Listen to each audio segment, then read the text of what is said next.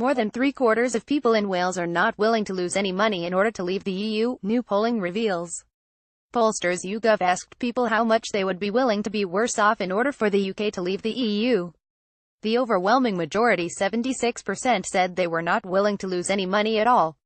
Pollsters quizzed 1,043 Welsh adults who were given options of a range of sums ranging from nothing to more than £200 a month. The survey was weighted to give slightly more prominence to the choices of Leave voters, in line with the referendum result from June last year. The poll found that there was a significant difference between Remain and Leave voters.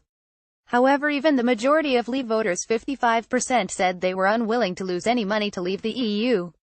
Of Leave voters, 13% said they would be happy for it to cost them £10 a month, 13% said £20 a month, and 10% said £50 a month. Only 4% were prepared to lose more than £200 a month. There was very little difference between men and women, social classes, or region of Wales. However, older people were more willing than younger people to face a financial cost in order to leave the EU. The poll was commissioned by the pro-group Wales for Europe. Among those who voted Leave in the 2016 referendum, 55% were unwilling to be worse off, whether in terms of income, taxes, or prices. Those aged 2,549 were most resistant to losing out. More than 8 out of 10, 83%, were not willing to lose any money, compared with 64% of those aged 65 plus.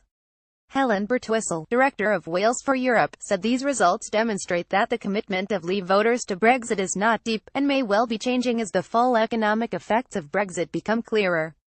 As the cost of living rises for families in Wales, we are all feeling the pinch. At the same time, the confusion over next steps in the Brexit process, combined with a growing realization of the EU membership benefits Wales stands to lose, mean that people are reassessing their commitment to Brexit. These poll figures warn us that many Welsh people who backed Brexit could feel intensely disillusioned in the coming months as the cost mounts. The poll comes in the same week that the EU's chief Brexit negotiator, Michel Barnier, warned there was deadlock in the talks with the UK over the exit bill Britain will have to settle. Key negotiations on the UK's future trading relationship with the EU cannot begin until the issue of Britain's financial commitments is resolved. Juncker: Britain will have to pay Jean-Claude Juncker. Image Sean Gallup. Getty Images. Jean-Claude Juncker, the President of the European Commission, has insisted the UK will have to pay. Neil Hamilton, the leader of UKIP in the National Assembly, compared Mr Juncker to a highwayman and called for the UK to walk away from the negotiations.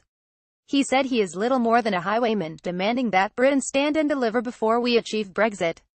Juncker and his bureaucrats seek to humiliate the UK in order to terrorise other countries which would benefit from jumping ship too.